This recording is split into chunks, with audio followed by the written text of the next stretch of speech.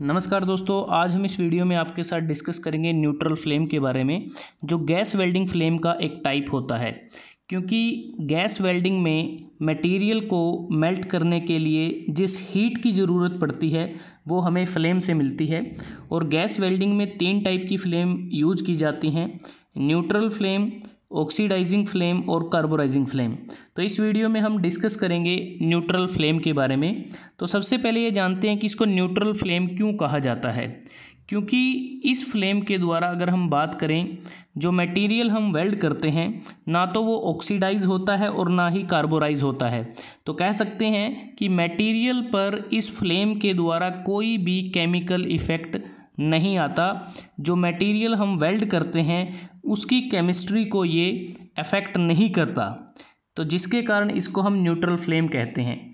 इस टाइप की फ्लेम में जो ऑक्सीजन और एसिटिलीन गैस की जो रेशो रहती है वो 1:1 रहती है। जितनी ऑक्सीजन आएगी और उसके रिस्पेक्ट में उतनी ही एसिटिलीन हमारी फ्लेम के अंदर आएगी। इसलिए इसको हम बैलेंस्ड फ्लेम के नाम से भी जानते हैं। क्योंकि अगर आप ये देखें, ये गैस वेल्डिंग टॉर्च है जिसमें हम जो ब्लू कलर का ये रेगुलेटर है यहाँ से ऑक्सीजन को कंट्रोल करते हैं। जो रेड कलर का रेगुलेटर है इससे हम एसिटिलीन गैस के फ्लो को कंट्रोल करते हैं। तो यहाँ से ये जो वेल्डिंग टिप है, जो नोजल है यहाँ से हमारी फ्लेम बाहर निकलती है। उसके बाद जो फ्लेम हमें मिलती है, अगर आप इस डायग्राम को देखते हैं, इसकी कंस्ट्रक्शन की बात करें किस प्रकार की ये फ्लेम होती है, इसमें बेसिकली 2 जोन बनते हैं। एक इसमें इनर जोन होता है और दूसरा इसमें आउटर इन्वेलप होता है, जिसे हम आउटर ब्लू फ्लेम भी कह देते हैं। और जो इनर जोन होता है ये बिल्कुल ही क्लियर, वेल डिफाइंड और ल्यूमिनियस होता है और इसका टेम्परेचर तकरीबन 3100 डिग्री सेल्सियस रहता है।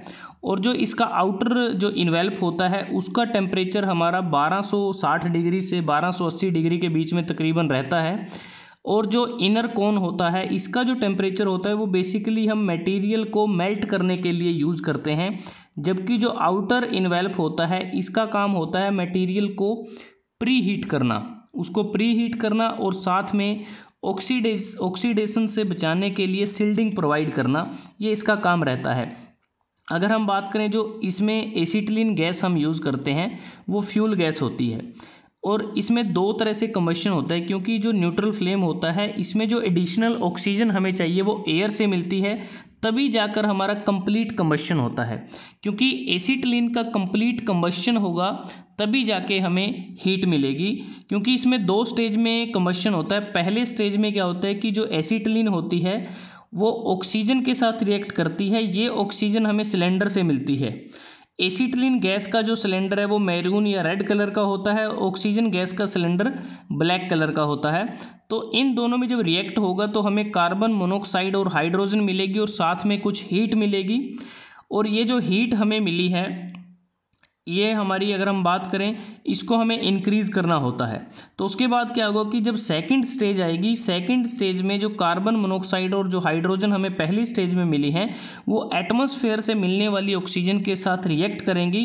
और सेकंड स्टेज में अगर हम देखें हमें ज़्यादा हीट मिलेगी, तकरीबन 812 किलो जूल पर मोल के हिसाब से।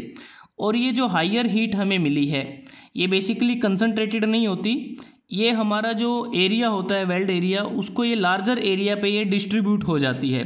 और जिसका हम यूज़ करते हैं मेटल को प्री हीट करने में या फिर सील्डिंग प्रोवाइड की जाती है ऑक्सीडेशन से बचने के लिए। तो इस प्रकार से इसकी कंस्ट्रक्शन रहती है।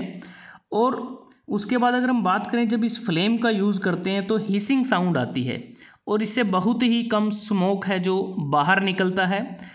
और इसके अलावा अगर हम बात करें, जैसा हमने बात की कि ये एक ऐसी फ्लेम होती है जो वेल्ड मेटल की केमिस्ट्री को इफेक्ट नहीं डालती और इससे हमें जो वेल्ड मिलता है वो दिखने में काफ़ी क्लीन होता है।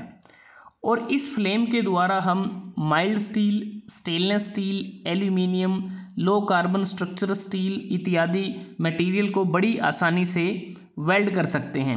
और जैसा हमने देखा कि इनर जोन और आउटर इन्वेल्प में अगर आप देखें टेम्परेचर का वेरिएशन है, तो इस वेरिएशन के कारण ऐसा है कि हम जो टेम्परेचर होता है उसको आसानी से कंट्रोल कर सकते हैं अपनी रिक्वायरमेंट के हिसाब से। और जैसा कि बात करें कि जो फ्लेम की एडजस्टमेंट है इसका मेनली हम यूज़ करते हैं वेल्डिंग ऑपरेशन में या फिर कटिंग ऑपरेशन के दौरान प्री हीट करने के लिए मटेरियल को इसको वेल्ड किया जाता है। और जो न्यूट्रल फ्लेम जैसा हमने बात की हमें तभी मिलती है जब हम जो गैस टॉर्च होती है हमारे पास उसमें से एक वॉल्यूम ऑक्सीजन का और एक वॉल्यूम एसिटिलीन का बाहर निकालें तभी ये मिलती है। अब बात करते हैं कि जो न्यूट्रल फ्लेम है इसको कैसे हम अचीव कर सकते हैं, कैसे हमें मिलेगी। सबसे पहले हम क्या करेंगे, स्टार्टिंग में जो एसिटिलीन प्रेशर रेगुलेटर है इसकी मदद से एक्सेस ज़्यादा अमाउंट में एसिटिलीन बाहर आएगी और उसमें क्या होगा कि जो एसिटिलीन का जो यहाँ पर फीदर होगा वो थोड़ा सा इनर कोन में होगा और उसके साथ क्या है कि साथ में हम क्या करेंगे नेक्स्ट स्टेप में एसिटिलीन की अमाउंट को कम कर देंगे और ऑक्सीजन की अमाउंट को इंक्रीज़ कर देंगे, जिसके परिणाम स्वरूप क्या होगा कि जो यहाँ पर एसिटिलीन फीदर बनेगा वो डिसअपीयर हो जाएगा और जैसे ही एसिटिलीन का फीदर यहाँ से डिसअपीयर होगा तो न्यूट्रल फ्लेम हमारी शुरू हो जाएगी।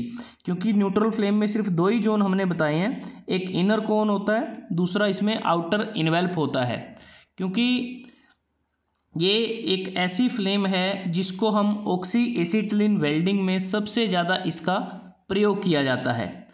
और इसमें जो वेल्ड करते हैं, जैसे एग्जांपल के तौर पे अगर बात करें, जब हम स्टील को वेल्ड करते हैं तो स्टील को वेल्ड करते समय अगर आप देखें इस फ्लेम से क्या होगा कि जो मोल्टन मेटल हमें मिलेगा, जो वेल्ड पूल मिलेगा वो काफ़ी क्लियर होगा और जो मेटल फ्लो करेगा वो बिना बॉइलिंग के और बिना स्पार्किंग के आसानी से वो फ्लो करेगा।